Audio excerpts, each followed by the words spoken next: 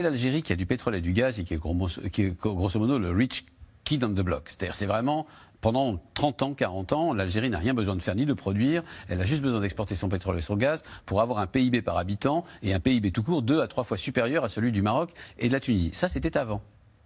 Sauf que depuis 20 ans, le Maroc s'est beaucoup développé comme ces pays qui n'ont pas de pétrole et de gaz et qui sont bien obligés de faire des efforts, d'exporter par ici, d'importer des usines par là, de demander des investissements, de créer des ports, de créer des trains, de créer des... Du tourisme, de l'agriculture, des toutes choses que l'Algérie... La SIAC a 2 usines à Casablanca. N'a jamais voulu, avec un mépris, un dédain qui ne concerne qu'elle d'ailleurs. Or, petit à petit, on le voit en termes de PIB, le Maroc, je rappelle que les deux populations sont équivalentes, 42, 43 millions d'habitants chacun. Le PIB le Maroc est en train de rattraper, comme la tortue, le lièvre algérien. Ça pose un petit problème de... Comment dire l'orgueil est un peu blessé en Algérie. Il y a une autre affaire aussi. C'est que l'Algérie, qui traditionnellement, c'est toujours imaginé du côté socialiste, du côté du camp socialiste au moment de l'URSS, a pour allié la Russie, qui sont un peu moins bons en ce moment à cause de l'invasion de l'Ukraine.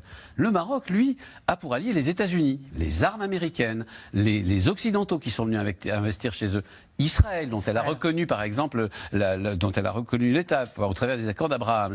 Toutes choses qui sont en train de payer. Les États-Unis ont immédiatement exprimé leur solidarité. Les grands quotidiens américains se sont répandus. Je croyais rêver en voyant depuis 3 jours à la une du New York Times, du Washington Post, des grands quotidiens américains, des détails, enfin en tout cas tout ce qu'il y avait à lire sur ce tremblement de terre, qui montre bien que le travail de fond fait par le Maroc vis-à-vis des États-Unis, qui est quand même une puissance autrement plus intéressante que la Russie, vous en conviendrez, eh bien, est en train de porter ses fruits. Et c'est très important pour l'avenir.